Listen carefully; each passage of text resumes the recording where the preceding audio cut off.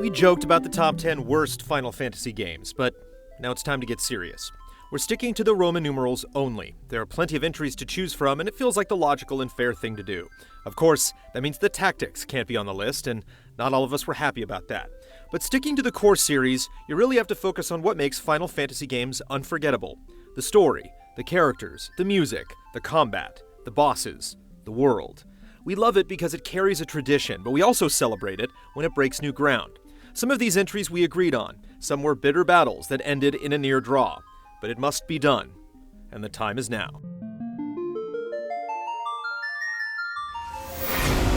Number 10. Final Fantasy XI. Some will cry foul because it's an MMO, but not only did millions of people justify its inclusion in the anthology by playing the game for close to a decade, Square Enix deemed it worthy of the X and I as well. It's an RPG where party construction is crucial. Classes are designed with purpose. Moogles take care of business and Chocobos roam the open countryside. There's no question 12 borrowed some of 11's design, and 14 reminds us of 12 sometimes. We considered 14, but since it hasn't even received its first expansion, it still feels unfinished. 11 is not only a Final Fantasy game, it's the biggest, most diverse, and most profitable of the bunch. Number 9. Final Fantasy.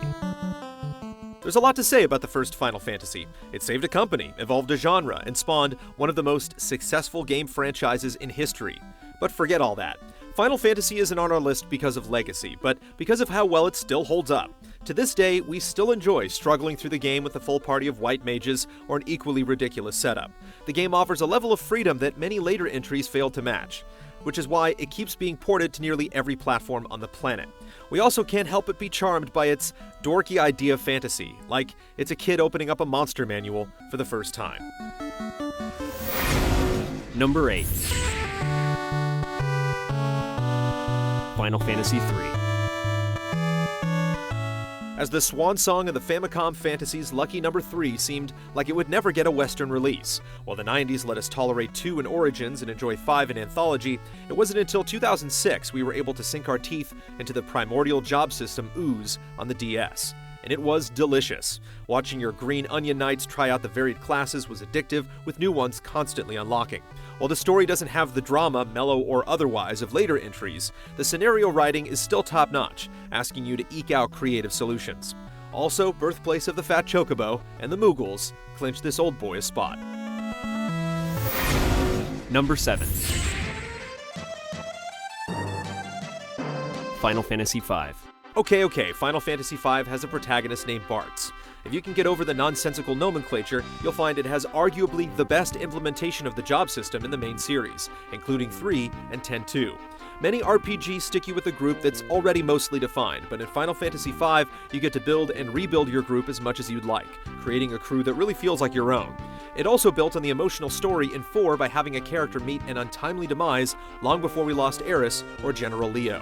5 isn't talked about a lot when the series comes up, but that's because a lot of people are missing out. Number 6.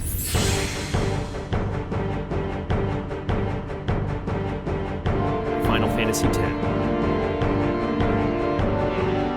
As the premiere of Final Fantasy on the PlayStation 2, 10 marked a lot of firsts for the series. Fully 3D rendered environments and voice work showed us that this was a new type of Final Fantasy, much like 7 did before. 10 has perhaps the best execution of the turn-based battle system in the series, and leveling your character with the sphere grid system was a breath of fresh air. But perhaps most of all, it was the charm and beauty of journeying through Spira while listening to the stellar soundtrack that really captivated us. He shoots! Go! Number 5. Final Fantasy VII. The first Final Fantasy after Square's defection to Sony, this landmark release made the franchise a household name in the West. This game had it all, with stunning CG cutscenes for its time, a killer soundtrack, striking characters, an incredibly dynamic battle system, a massive overworld to explore, and tons of minigames to enjoy. The immense popularity of Cloud and Sephiroth continues to this day, 14 years after the first game. It's not just a Roman numeral, it's an institution, summoning movies, cameos, and spin-offs. But no remake just yet. We have some powerful memories from 7, but we couldn't place it higher than the next 4 fantasies.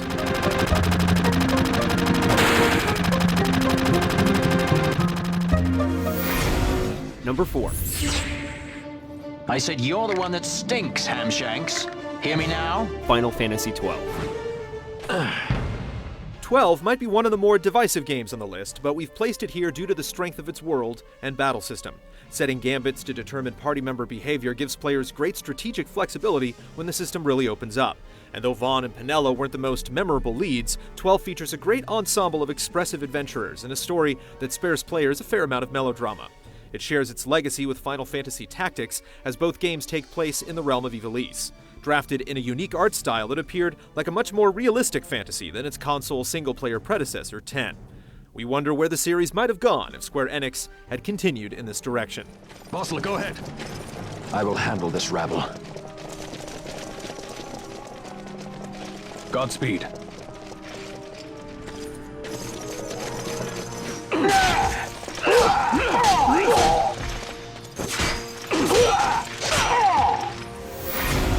Number 3. Final Fantasy 4.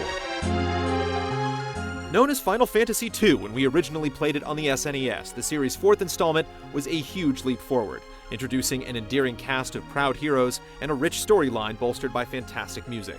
The active time battle system added a new element of tension to turn-based combat, particularly when you're nearly crushed by a demon-possessed wall. Likewise, the Dark Knight Cecil had to wrestle with his own internal demons, dealing with the heavy repercussions of his actions. Final Fantasy IV is full of standout moments, from the burning village of Mist to all-out war between airships and dwarven tanks, easily making its way to the top rung of our list. Lally ho.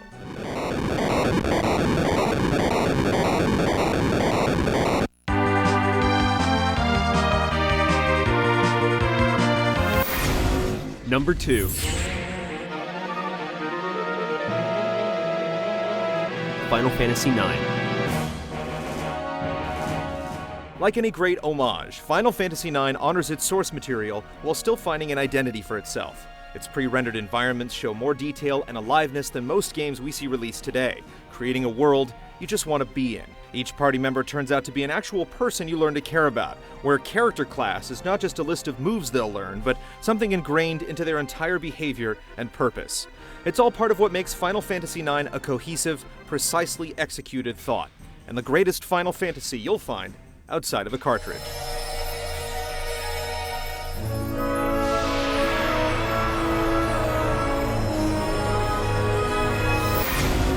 Number 1. Final Fantasy VI. We battled over 4 versus 9. We questioned whether the refined 12 was really better than the groundbreaking 7. But even though some of us may not put it on the top of our individual lists, no one fought against 6. The first 5 Final Fantasy games are known for their innovations. 12 added keywords, 3 added jobs, 4 added an actual plot, and 5 refined the job system.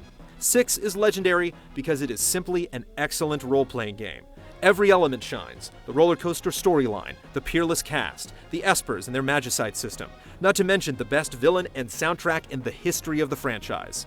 It thrills us like watching BioWare create Mass Effect 2, or Naughty Dog develop The Last of Us. Final Fantasy VI is an example of some of the greatest minds in the industry pooling their expertise and creating an unforgettable game.